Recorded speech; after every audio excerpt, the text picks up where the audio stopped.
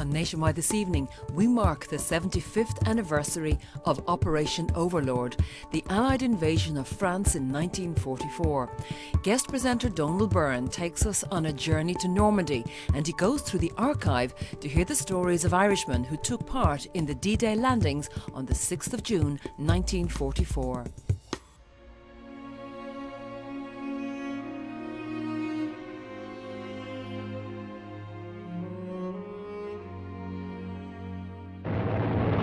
Over the channel there was heavy cloud. Already poor flying weather had postponed the invasion 24 hours, but now the great trifibious operation was underway. Through the cloud gaps, the airborne spearhead saw something of the invasion armada. On the morning of the 6th of June, the skies and seas of Normandy darkened as the biggest amphibious landing in history began. Over 3,000 Allied landing craft, 2,500 ships, 500 naval vessels and over 800 aircraft and gliders carried almost 160,000 men to the beaches of western France. It was a huge gamble designed to make a final push into German-occupied France and then on to Berlin to end the war. Even the American general in command, Dwight D. Eisenhower, was uncertain about the success of the attack on 5 different beaches spread across many kilometres.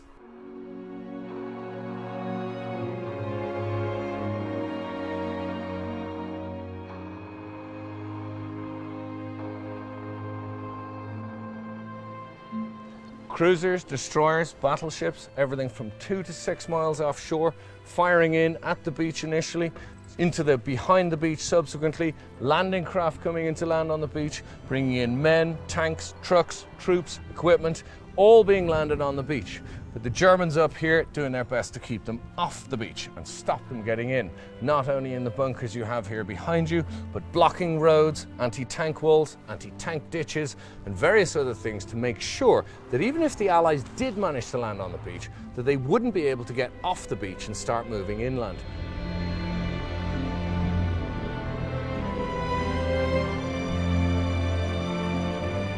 Although the coast was heavily defended, most of the German High Command had expected any invasion to happen at Calais, the nearest point to England, rather than at Normandy. As the armadas sailed, Adolf Hitler had gone to bed, leaving orders not to be disturbed. Field Marshal Erwin Rommel, in charge of infantry, had returned to Germany for his wife's birthday. A campaign of deception by the Allies, involving false troop movements and double agents, had worked. Now the element of surprise had been gained.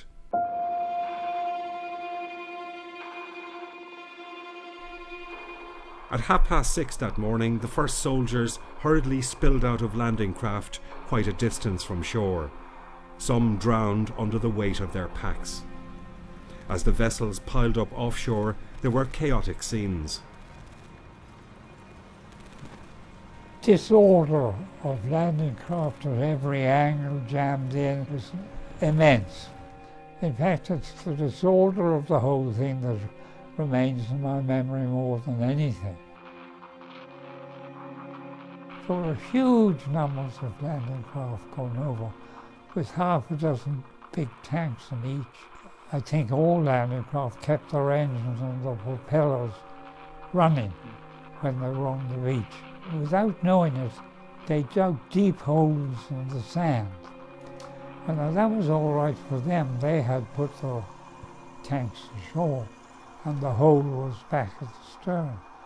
But subsequent craft come in, without knowing it, dropped their ramps near the hole, and the tanks drove down the 3 or 4 feet of water, and down another 3 or 4 feet.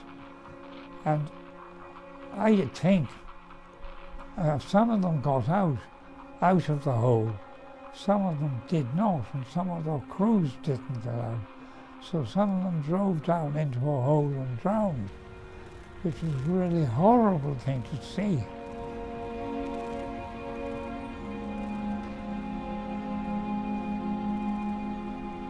The German gunners had immediately responded. Those trying to get inland faced machine guns, snipers and artillery fire, all from high ground over the beaches. Among them was Pat Gillen from Galway.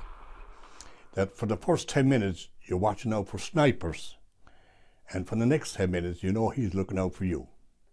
So you're keeping your head down. We had some casualties. The man in front of me was wounded, and about two or three men behind me, the second in command, Major Courtney Cord, he was badly wounded. We got quite a few wounded out there going up, mostly by sniper. If a sniper saw you, you had it. You're going to get either killed or badly wounded. We saw one sniper, and what we do remember about him, he was very fair here, about 200 or 300 yards away around that. But he was spotted and everybody had a go at him. He got away with it. And the Sergeant Major said we're all blind so-and-sos. But following the trail with speed, that was one thing that saved us. We had great officers who insisted on it. Sergeant Major was a killer for us, but he knew what to do. We had a big load, we were about 70 pounds worth to carry in weight.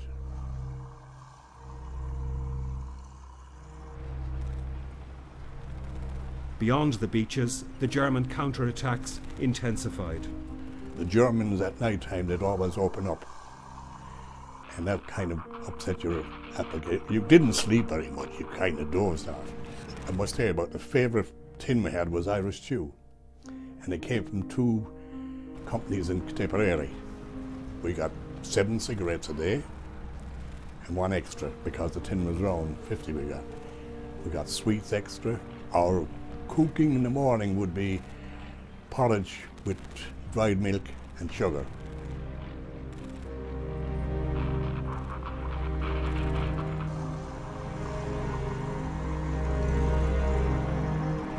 I remember in this field hiding behind a nettle. And to this day, that nettle was 4 feet at least wide. Look what the mind can do.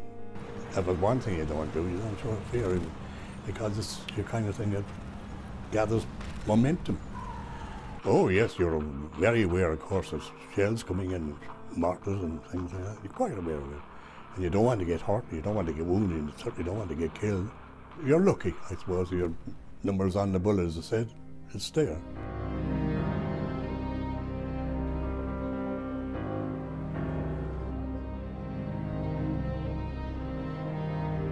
While the fighting was fierce, some beaches were much more difficult to take than others. Omaha Beach, where American troops landed, became known as Bloody Omaha. This was the worst of the beaches for the casualties here taken on D-Day. It was somewhere between about 850 and 950 American soldiers killed on the beach here on D-Day. The sea offshore, when a spotter plane flew along the beach at about 2 o'clock in the afternoon, the pilot said that the water was blood red for 500 yards offshore from the number of men not only killed but also wounded on the beach as well as they were coming in. Because they know where to run, nowhere to hide. The only thing they could try and do was press forward under constant and heavy fire. Exactly. The only thing they had to hide behind on the beach was the obstacles that the Germans had put on the beach, or in a lot of cases, the tanks which had been knocked out, or the bodies of the people who had been killed on the beach. And but for that being able to just keep on moving forward, there was virtually nowhere to hide.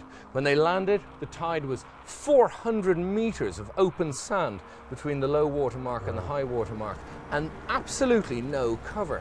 So each and every one of them were a perfect target for a machine gun or a sniper. Absolutely. Germans had machine gun posts. There was one just up here in front of you behind the house. They had another one just directly behind you on the shoulder of the bunker. 2 more over here behind you as well. German machine guns with a horrendously high rate of fire, firing over 20 bullets a second down onto the beach. And this was one of the big problems, is that when they landed on the beach, these guys couldn't actually work out where the Germans were actually shooting at them from. And all they could try and do is keep on moving forward and basically hope the Germans would eventually run out of ammunition. They by and large couldn't go anywhere, and the traffic jams on the beach, hundreds of vehicles being landed, hundreds more being knocked out, just simply unable to go anywhere until finally the engineers got these holes filled in, got holes blown in the anti-tank walls, the armoured bulldozers being landed on the beach building roads, grading roads, and in some places creating them where none had previously existed. So despite the number of casualties, the achievement was quite incredible to get through even in that 9-hour period. Oh no, very much so. This was one of the things. The surprise is not the number of casualties that they took. The surprise is the fact that they managed to get off the beach at all. You can see how effective this gun would have been, because although it's only about 15 meters from the high water mark here behind you, and the landing started at 6:30 in the morning, it wasn't until 20 past midday that the gun here behind you was actually finally knocked out. By that stage, it had taken somewhere between, the Americans had taken about 850 to 950 casualties. This gun had knocked out 15 Sherman tanks, about 20 landing craft, and also actually managed to sink 2 cross-channel LSI infantry landing ships about 700 and 900 meters down the beach here behind you.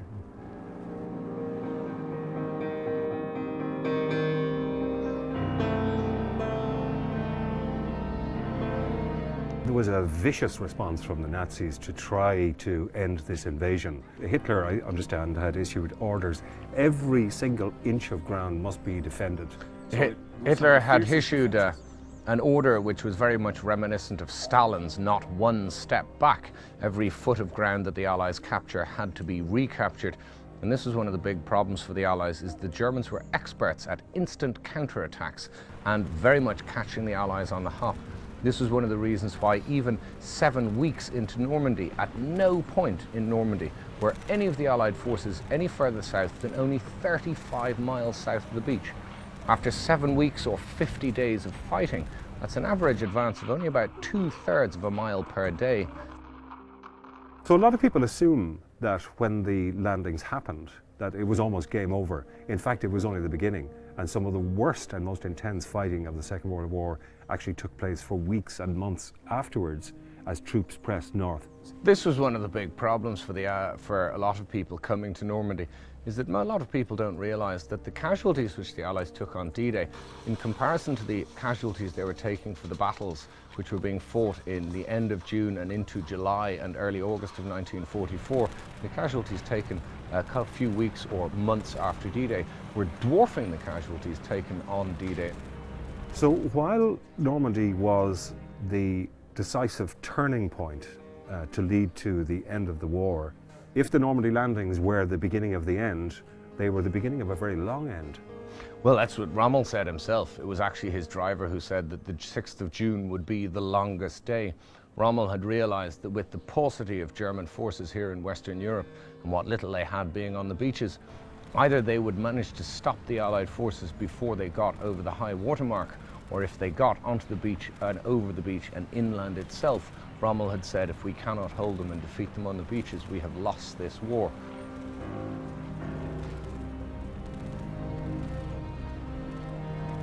It would be more than 2 months before the Germans were in full retreat across Europe, but that retreat had involved many battles in Normandy and elsewhere, with a huge loss of life. You were there to kill. It didn't matter who killed who. If you were dead, you were dead. I'm sure others saw it in the same light. I was as close as you are now, just that close, a yard away, when at 3 o'clock in the morning, a great big German was standing over me. He couldn't have seen me. I had to shoot him, and did. Think no more of it. If you see a man there intent on killing you, if he knows you're there, that's fearsome.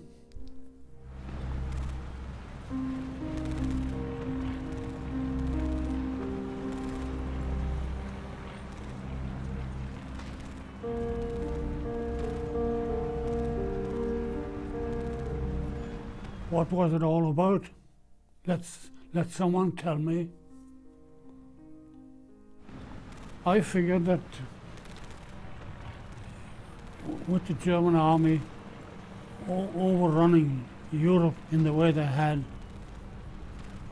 there was no way that they wouldn't come over across to Ireland and take this little country and treat the people like they had treated the Europeans. And I was prepared to do what I could to see that might never happen. I'm glad I did what I did. I will do it again.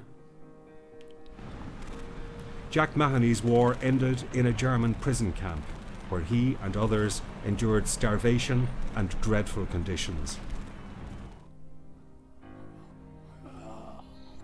I don't know how I've lived so long, what I've been through.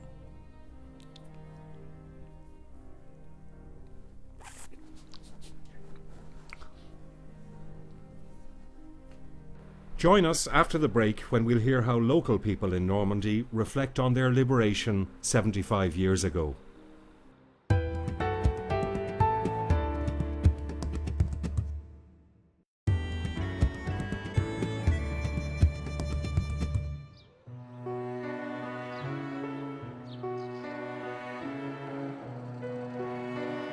Welcome back. In the build-up to the 75th anniversary of D-Day here at Arromanches, the dwindling number of veterans are still referred to as liberators and still welcomed as such. Harry Billinge was just 18 when he landed here. Well, half of them was killed by a kick-off. I think between the 6th of June and the 22nd of August, 500,000 men perished in that campaign. And what a waste, really. Wasted life. All young blokes, you know. My generation saved the world, but they forgot about us, really. And half of the poor devils here never landed. They were baptised in their own blood. The sea was red, and the noise was overwhelming. I'll never forget it. I spent 2 years in hospital in Dartford in Kent. The consultant was trying to tell me how to forget. But after 2 years, they realised they couldn't help me forget. So I've lived with that all my life, 75 years. Every day of my life never passes without I don't think of them poor devils. C'est fantastique. Bravo. Yes. Thank you, sir. God bless you. I do all I can to keep the boys' memory alive. They never die from me anyway. I can't forget, and I don't want anybody else to forget. Normandy veterans love one another beyond the love of women. Not understandable. Unless you're a comrade, you never understand that. But that's true. I feel very sad to think that some of the finest men anybody could ever meet all got killed here. Really, big waste of time. We shouldn't be killing one another, we should love one another. Now, I can't tell you no more, because I get very emotional when I think about it. It's a very moving time for me here, and really, I shouldn't have been here. I shouldn't have been here, but I'm here. Did you lose a lot of your friends? Oh, countless men. Wonderful blokes. All young men like you? All young men, yeah. Would you do it again? Yes. No argument. Oh, yes. I was privileged to meet some of the most wonderful men that were ever born. Yes, I'd do it all again.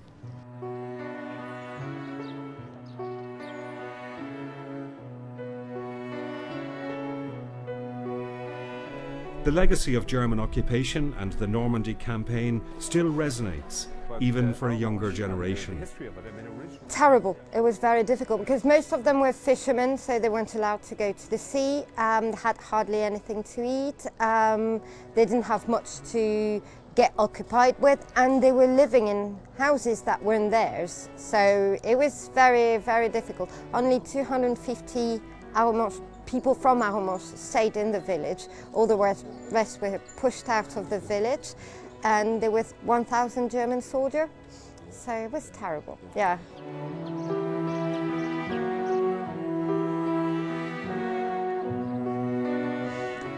They are our heroes, they are real ones. They are heroes that you can go to, you can speak to, and you can actually have a proper exchange. And heroes like that, there's not many left. You know, those boys actually decided to come over and fight for our freedom, not even theirs, our freedom. It's something that is just amazing, and I think we must not forget that, because many people just take it for granted and it's just normal and we live in peace and it's normal. But it's not. And many crazy things happen all over the world, and we're at peace. 75 years, it's the longest time Europe has been at peace ever since its creation. I mean, before that we were always war against the English or the Germans, or always one against another. And it's been 75 years. 75 years, it's enormous. Nearly a century, so it's big.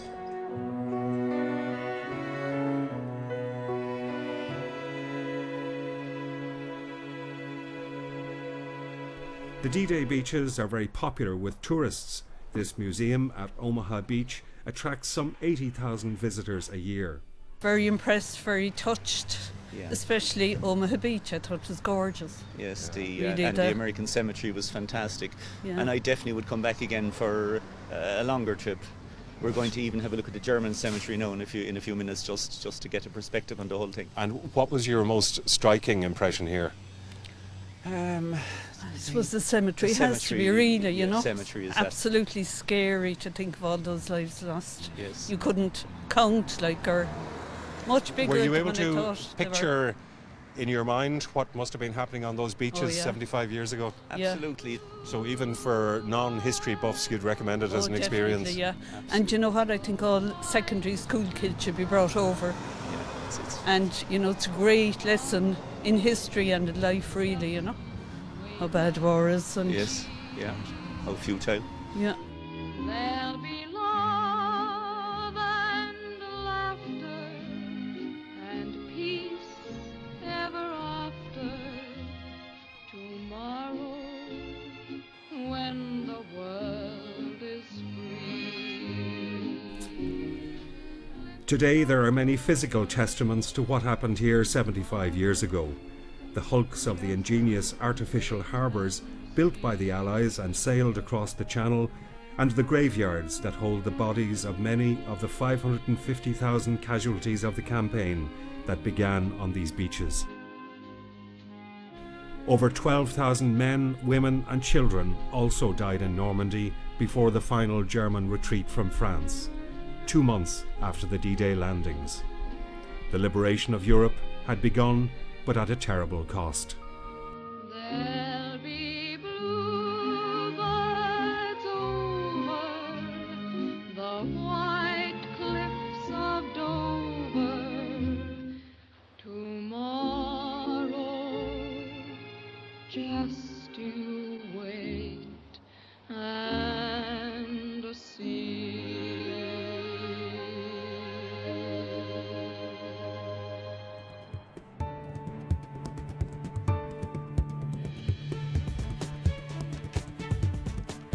On next Friday's Nationwide, in advance of Ireland's largest maritime festival, Seafest, we're in Cork to preview some of the events which will take place this weekend in Cork Harbour.